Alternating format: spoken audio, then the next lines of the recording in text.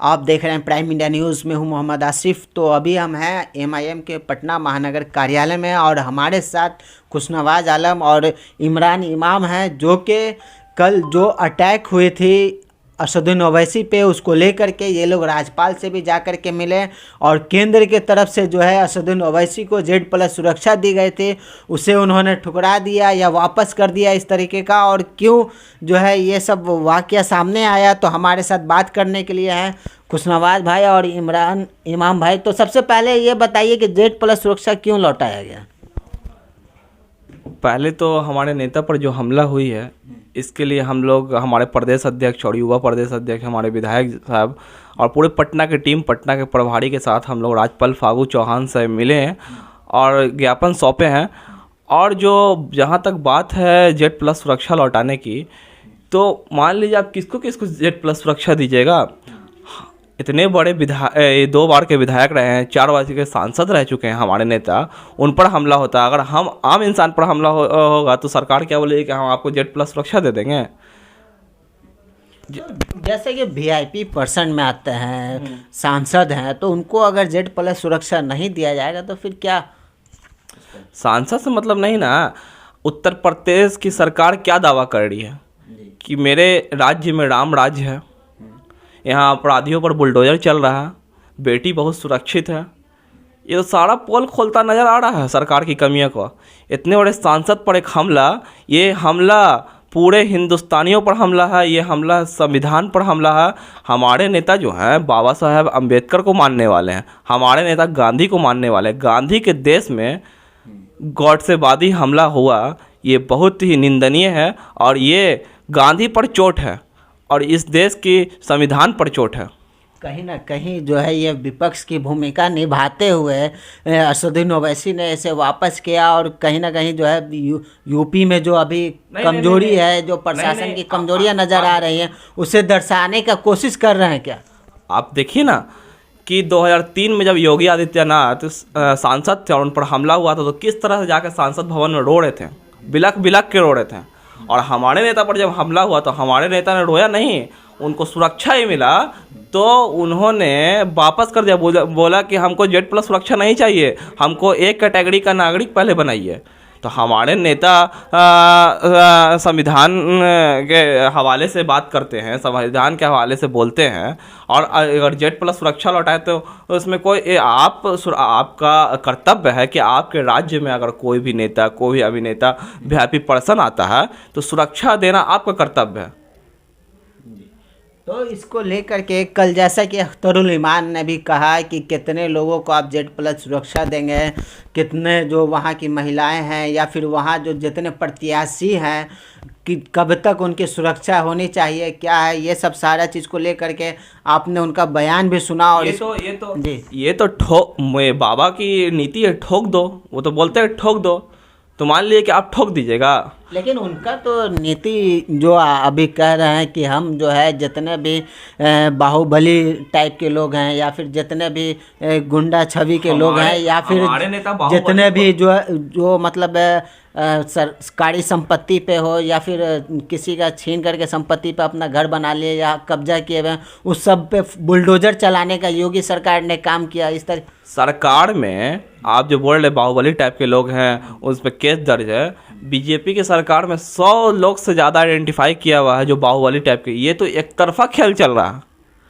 एक तरफा खेल चल रहा है कि तो आपका कहना है कि जो बीजेपी में बाहुबली है उनके ऊपर कोई कार्रवाई नहीं, जो विपक्ष में है उनके ऊपर कार्रवाई की जा रही है। अरे ये मुख्यमंत्री पर कितना केस था, अपने ऊपर से 30 से 33 केस विड्रॉ कर लिए हैं। आपको मालूम है ना, एक मुख्यमंत्री अपने पर केस हटा लेता है सरकार में आने के बाद। मुख्यमंत्री पर क्या केस नहीं था? किस तरह का केस नहीं है ये बताइए ना। तो अच्छा, एक बात और जो है, योगी आदित्यनाथ इस बार चुनाव लड़ने जा रहे हैं, कल उन्होंने नामांकन भी किया, तो इसको लेकर के कितना आप जो है ये है कि उनका इस बार क्या कुछ परिणाम देखने को मिलेगा, या फिर आपकी पार्टी 100 सीट पे चुनाव लड़ रही है तो क्या इसका परिणाम देखने को मिल सकता है? सबसे पहला आपका सवाल योगी आदित्यनाथ चुनाव लड़ने जा रहे हैं। लोकतंत्र है, सबको लड़ने का अधिकार है, लड़ने जा रहे हैं तो इसमें कोई हम लोग रोक नहीं सकते। और हमारी पार्टी की जहाँ तक बात रही तो हमारे नेता इस पर काम कर रहे हैं, और अगर हम भी चुनाव लड़ रहे हैं तो हमको कोई रोक नहीं सकता। लोकतंत्र में सबको लड़ने का अधिकार है और हम लोग चुनाव लड़ रहे हैं, हमारी पार्टी लड़ रही है वहाँ चुनाव। कामयाबी मिले ना मिले इस ये नहीं ना, लेकिन चुनाव से आप नहीं ना रोक सकते हैं। लड़ेंगे, पूरी मजबूती से लड़ेंगे। अब देखिए ना, परसों हमारे नेता पर हमला हुआ, रात में 5 राउंड गोली चला, और फिर कल संसद भवन पहुंचे और आज फिर चुनाव मैदान में उतर गए हैं। तो हम लोग डरते नहीं हैं, हम लोग लड़ रहे हैं, एक तबके की लड़ाई लड़ रहे हैं। SC ST दलित माइनॉरिटी दबे कुचले की लड़ाई हम लोग लड़ रहे हैं। और ये जो हमला हुआ है, कैराना हरकत हुआ है, इससे इस देश के लोकतंत्र का एक पिलर को गिराने की कोशिश की जा रही है। जिस तरीके से फिर मैं दोहरा रहा हूँ कि गांधी पर हमला हुआ, उसी तरीके से गांधी के मानने वाले पर दोबारा ये हमला कर ये जो है कायराना डरपोक हरकत की जा रही है, जिससे लोकतंत्र को कमज़ोर करने की कोशिश की जा रही है। और हमारा देखिए, हम लोग हमारे कार्यालय में देखिए संविधान मौजूद है, हम लोग अंबेडकर को मानने वाले हैं, हमारे कार्यालय में अंबेडकर का फ़ोटो लगा हुआ है। तो हम लोग ये गॉडसेवादी थोड़ी ना है, गॉडसे को थोड़ी ना मानते हैं।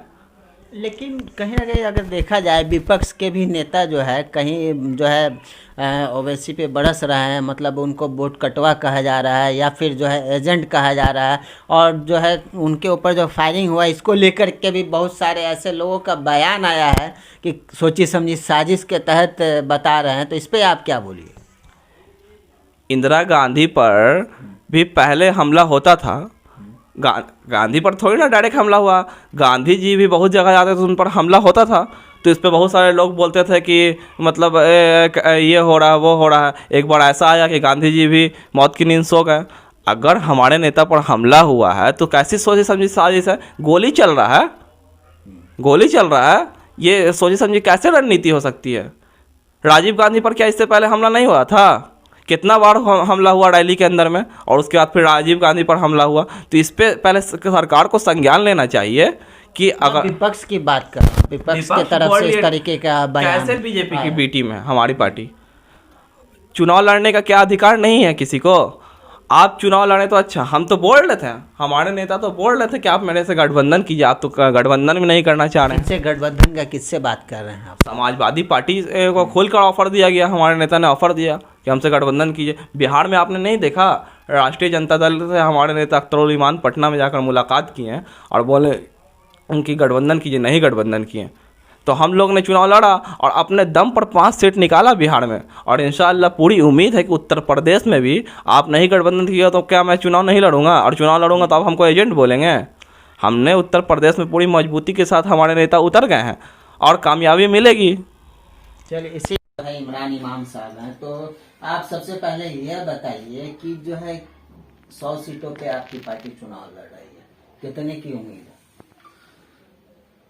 इंशाअल्लाह हमारी पार्टी उत्तर प्रदेश में 50 से 60 सीट लाएगी।